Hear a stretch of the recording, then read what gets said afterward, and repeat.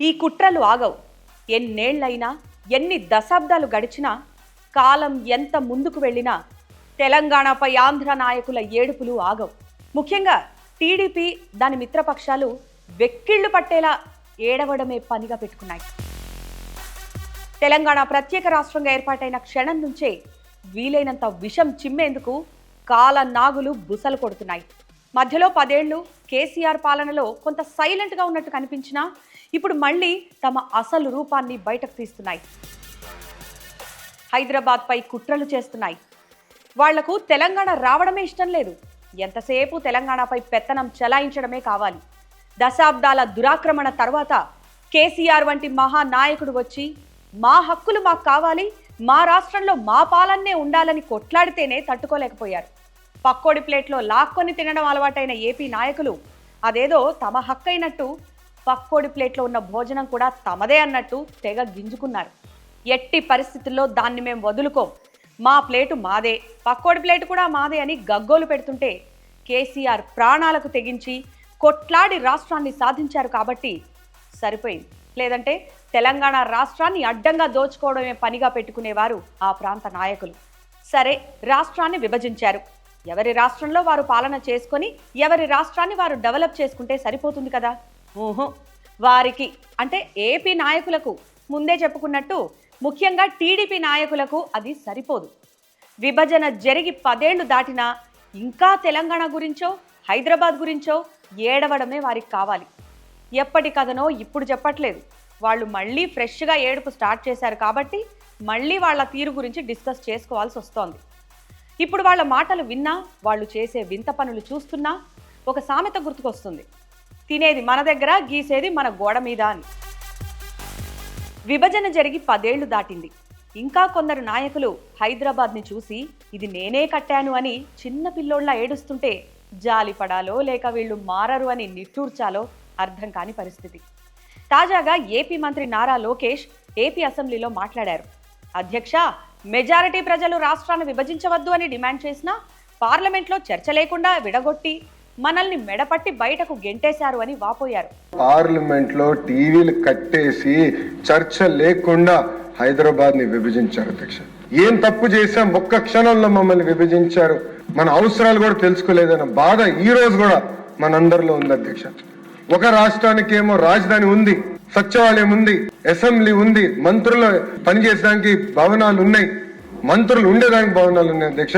ఇంకొక రాష్ట్రానికి కనీసం రాజధాని ఎక్కడ ఉండాలో కూడా ఆనాడు చెప్పలేదు అధ్యక్ష. ఈ రోజు కూడా బిల్ వల్ల మనందరూ ఇబ్బంది పడుతున్నాం. ఒక మాటలో చెప్పాలంటే కట్టు బట్టలతో మెడబట్టి బయటికి గంటేశారన్న ఫీలింగ్ ఈ రోజు కూడా నాకుంది అధ్యక్ష. ఇందులో అర్థం కానిది ఏంటంటే మెజారిటీ ప్రజలు అంటే ఎవరు? తెలంగాణ కావాలి, మా రాష్ట్రం మాకు కావాలి అని పోరాడిన వారెవరు? బలిదానాలు చేసుకున్న వారెవరు? లక్షల మంది రోడ్లపైకి వచ్చి చేసిన పోరాటాలు వీళ్ళ లెక్కలోకి రావా? మెజారిటీ అంటే ఏపీలో అక్కడక్కడ జరిగిన నిరసనలేనా? ఇంకో విషయం కూడా మాట్లాడుకోవాలి. అదే అసెంబ్లీలో ఒక రాష్ట్రానికి హైదరాబాద్ లాంటి రాజధాని ఉంది, ఇంకో రాష్ట్రానికి రాజధాని లేదు, ఎమ్మెల్యేలు మంత్రులు కూర్చోవడానికి ప్లేస్ కూడా లేదని పాపం గుక్క పట్టి ఏడ్చారు. అయ్యా లోకేష్ గారు, ఉమ్మడి ఏపీలో చంద్రబాబు 1995 సెప్టెంబర్ 1 నుంచి 2004 మే 13 వరకు అంటే 9 ఏళ్ల పాటు ముఖ్యమంత్రిగా పనిచేశారు. ఆ 9 ఏళ్లలోనే హైదరాబాద్ను నేనే కట్టాను, సైబరాబాద్ రూపకర్తను నేనే, అసలు నా వల్లే భాగ్యనగరం ప్రపంచ పటంలో నిలిచింది అని చెప్పుకున్నారు కదా. మరి విభజిత ఏపీలో ఫస్ట్ 5 ఏళ్లు, ఇప్పుడు దగ్గర 2 ఏళ్లు అంటే మొత్తంగా 7 ఏళ్ల పాలన. ఈ 7 ఏళ్లలో మీరేమి అభివృద్ధి చేయలేదా? లేక అభివృద్ధి చేయడం చేత కాలేదా?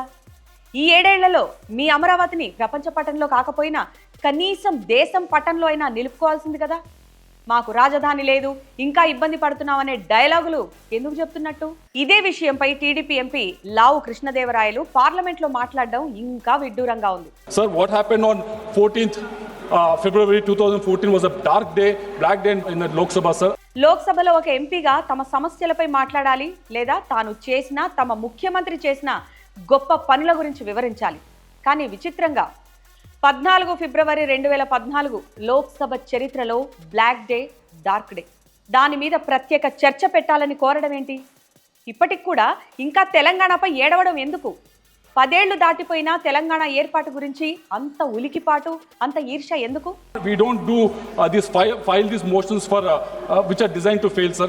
ఇవే కాదు, 10 ఏళ్లలో కేసీఆర్ చేసిన అభివృద్ధి పైన, కేసీఆర్ కట్టిన ప్రాజెక్టుల పైన వీళ్ళు ఏడుపు చూస్తుంటే మరి ఇలా కుమిలిపోతున్నారేంట్రా బాబు అనిపించక మానదు. కృష్ణా నదిలో నీళ్లు పారడం కన్నా వీళ్ళు పెట్టే కేసులే ఎక్కువగా పారుతుంటాయి.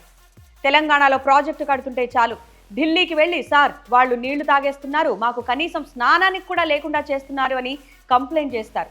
కానీ వీళ్ళు మాత్రం రాత్రికి రాత్రే రాయలసీమ లిఫ్ట్ పేరుతో తెలంగాణకు రావాల్సిన నీళ్లను గద్దలా తోడేస్తుంటారు. అదేంటని అడిగితే వాళ్ళు చేసేదాన్ని మాస్టర్ ప్లాన్ అని కవరింగ్ చేసుకుంటారు.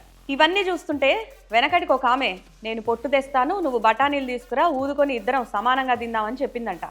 ఇప్పుడు మీ మాటలు వింటే కూడా అదే గుర్తుకొస్తోంది. హైదరాబాద్ మాకే కావాలి, నీళ్లు మాకే కావాలి, బెనిఫిట్స్ అన్నీ మాకే రావాలి అనడంలో సమానత్వం ఎక్కడుంది? నిజానికి హైదరాబాద్ను అభివృద్ధి చేయడంలో చాలామంది ముఖ్యమంత్రుల పాత్ర ఉంది. అందులో చంద్రబాబు కూడా ఉండొచ్చు. అంతేకాని హైదరాబాద్ మొత్తం మేమే అభివృద్ధి చేశాం, మేము మాత్రమే అభివృద్ధి చేశాం, సెల్ ఫోన్ కనిపెట్టాం, శాంసంగ్ పట్టుకొచ్చాం అని ఊదరగొడితే ఇప్పుడు నమ్మేవాళ్ళు ఎవరూ లేరు. నిజంగా మీరు అంత గ్రేట్ అయితే మీ పనితనాన్ని ఇప్పుడు ఏపీలో చూపించుకోండి, నెక్స్ట్ లెవెల్లో డెవలప్ చేసుకోండి. మీరు అభివృద్ధి చెందితే అది చూసి మేము కూడా సంతోషిస్తాం. మేము మీలా కాదు కదా, కానీ మా మీద పడి ఏడవడం మాత్రం మానేయండి అని తెలంగాణ వాదులు గట్టిగా కౌంటర్ ఇస్తున్నారు. చివరిగా చెప్పేది ఏంటంటే, మీకు ఉన్న ఊరు నచ్చకపోవచ్చు కానీ పక్కూరు మీద పడి ఏడవడం మానేయండి. షెడ్యూల్ 9, షెడ్యూల్ 10 అని, ప్రాజెక్టులు మావే, నీళ్లు మావే అని, హైదరాబాద్ బిర్యానీ మీద ప్రేమతో చిన్న పిల్లాళ్ళ మారాన్ చేసే బదులు మీ ప్రాంతాన్ని మీరు అభివృద్ధి చేసుకోండి, అల్లరి మానేయండి. అది అందరికీ మంచిది.